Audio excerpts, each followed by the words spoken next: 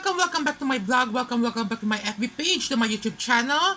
Para sa panibagong review, panibagong explanation na naman po ng ating bagong item na kararating lang, imported from Hong Kong.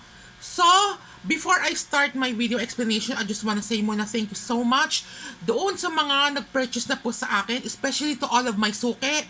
You know who you are, yung mga talagang, yung mga supportive, yung mga solid na suki ko na talagang nakabili na sa akin na maraming beses sa aking nag-iisang online FB page store, ang Cosmic Gemstones. Maraming salamat po. Itong video na to ay i-upload ko po ito sa aking YouTube channel at sa aking FB page. Okay, so without further ado, let's start our topic for today. Panibagong video explanation na naman po ng panibagong item. Okay, ang dami po nagre-request sa akin na magtinda po ako ng red lucky koi fish with white lucky lotus. Okay, and then may mga nagre-request po sa akin, gawan ko po ito ng video explanation para alam po nila kung ano po yung tinataglay po niya itong kapangyarihan or tinataglay niyang bisa itong Japanese red koi fish at ang lucky white lotus. Okay, so itong video na to, this is full explanation po ito kung ano po ba yung tinataglay niya itong bisa, itong double combination ng red, Japanese koi fish at white lotus. So alam naman po natin na ang koi fish, ang Japanese koi fish, ito po, kung di ako nagkakamali, ito po ay nagmula sa bansang Japan. Kaya karamihan ng mga Japanese po, mahilig po sila mag-alaga or mag-display ng lucky red koi fish kasi nga ito po ay nagsisimbolo ng kayamanan, kasiganahan, good fortune, wealth, luck, at good luck. Okay? Ayan. Ang red symbolizes luck. Okay? Kahit sa Chinese, swerte po yung pinakakulay na red. Nag-a-attract po talaga siya ng good luck or positive energy. Okay? Again, ito pong red koi fish sa Japanese po talaga, sumisimbolo po ito ng kasaganahan, good fortune, wealth, luck, money, luck, abundance. Okay? Kaya talagang kung papansin ninyo, yung mga Hapon, talagang mayayaman po talaga, mapepera, maladatong ang mga Hapon. Kaya gustong-gusto talaga nila mag-alaga ng mga koi fish kasi nga talagang may dalang talagang swerte. Okay? May dalang swerte pagdating po sa pananalapi or sa financial aspect. Okay? Ngayon, sumunod naman po, itong white lucky lotus, sinisimbolize naman po niya sa feng shui is purity. Okay? Tranquility, happiness, and harmonious life.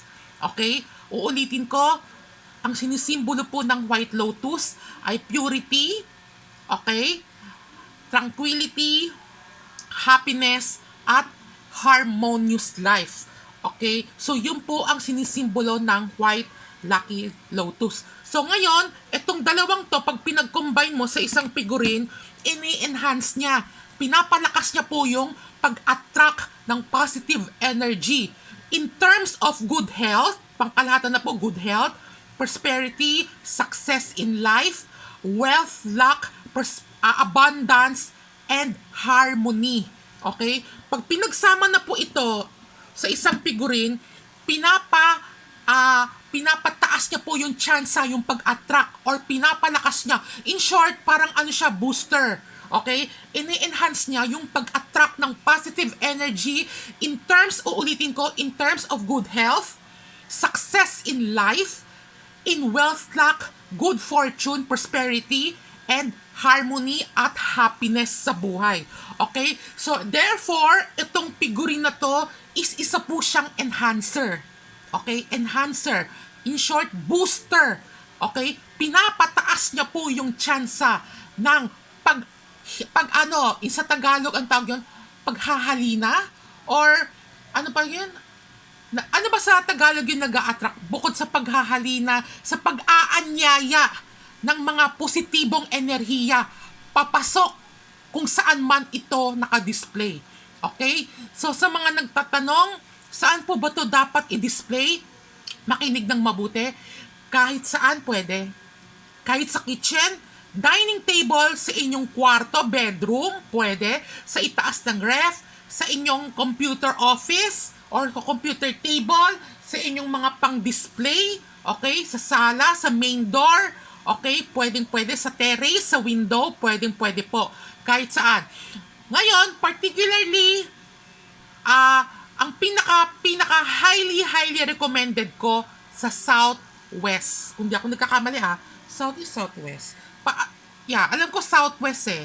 I-display niyo po ito sa Southwest para mas maganda yung enhancement. Pero, kung hindi nyo alam yung Southwest, kahit saang anggulo, pwede po. Kasi nga, ang pinaka-importante po dito is maidaan sa ritual ng pag-activate, which is yung po yung ginagawa ko. Alam po yan ng mga suki ko. Bago ko po ipa-ship out ang mga Lucky Charm na binibili, dinadaan ko po yan sa cleansing bowl at activation bell under the name and birthday ng owner. Okay? Ngayon, kapag naritualan na po ito at na-display na po ito, okay, pangkalahatan na po ang pasok ng swerte, hindi lang dun sa owner, pati na rin po dun sa nakatira, sa pamilya niya. Okay? Yun po yung effect nito. Therefore, uulitin ko ang Japanese red koi fish at ang white Lucky Lotus, kapag pinagsama na po yan, ang tawag na po dito, Lucky Charm na to, is ang enhancer or booster. Okay? Pinapataas niya po yung tsansa or nilalakasan niya po yung pag-attract ng positive energy. Okay? In terms of good health, wealth luck, money luck, good fortune, prosperity, abundance, harmony, and happiness sa bahay at sa negosyo. Kahit sa business, pwede po ito ilagay to enhance the flow of positive energy. Lalo na kung makapag-attract po ito ng sales at income. Kung kayo naman po ay career-oriented, pwede din po ito i-display sa inyong office table to attract positive energy para sa inyong success. At syempre, higit sa lahat, good health. Okay? So, ngayon, kahit saan po, pwede po i-display. Pero kung alam niyo po yung Southwest, pwede nyo po yan i-display. Okay? Ayan po siya. Okay, ganito lang po siya kalaki. Iisa lang po yung kanyang size. Ganito lang po siya kalaki. Okay? Ang ulitin ko, ang tawag po dito is the Feng Shui Japanese Red Koi Fish with White Lucky Lotus figurine display. Ayan po siya. So, ito pong figurine na ito po ay isang enhancer or booster para mas makapagdala ng mga positibong enerhiya tungo sa magandang kalusugan or malakas na pangangatawan, good health, prosperity, wealth luck, good fortune, money luck, harmony, at magandang relationship pa pala. Magandang relasyon sa inyo at sa inyong pamilya. At syempre sa inyong mga kaibigan at sa katrabaho. At sa inyong mga customer, ika nga. Okay? Kasi nga booster po ito. Ito po ay isang enhancer Lucky Charm. Okay?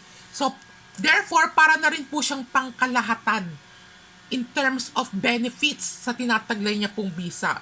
Okay? So, kahit sino, pwede po mag-avail kahit ano pong zodiac sign po ninyo.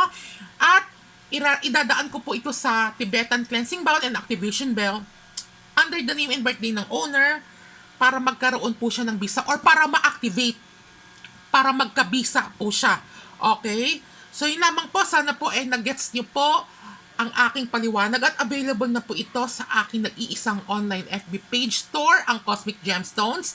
At i-upload ko po ito sa aking YouTube channel, ang Cosmic Gemstones, at sa aking FB page. So, yung profile picture ko ng aking FB page at ang YouTube channel ko, parehas lang po sila ng profile picture. Iisang size lang po ito. Okay? Pwede pang display kahit sa inyong kwarto, sa inyong itaas na aparador, ilagay nyo sa altar, pwede kahit saan.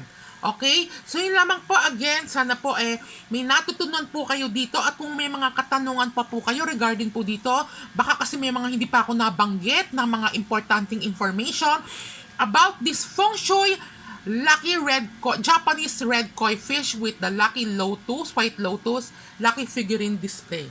Okay, so yun lamang po. Again, maraming salamat po sa inyo, sa mga tumatangkilik sa akin, lalong-lalo na doon sa mga suki ko, sa mga solid suki ko. Thank you so much from the bottom of my heart. Ako ay taos pusong nagpapasalamat sa inyo. Yun lamang po, at maraming salamat. At if you are interested, mag-PM lamang po kayo sa aking messenger. Cosmic Gemstones. Ako po yung makakausap nyo mismo. Or you can call me or text me at 0923-416-5082. Yun lamang po. Maraming salamat at God bless.